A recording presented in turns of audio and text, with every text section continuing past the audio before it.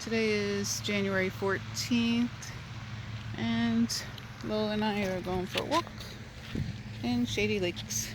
Ready, Lo? Come on. Here we are. Nice day today. The weather is so perfect.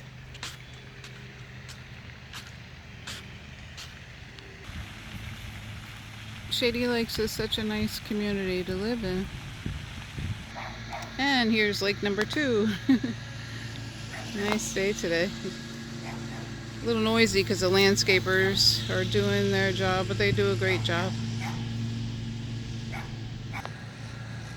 People always ask, why is the HOA so low here?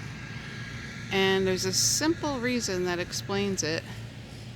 Basically, there's no gate, which means the residents don't have to pay for paving the roads and streetlights and things like that. Once a community puts a gate up, the city is no longer responsible for paying for repaving and other necessities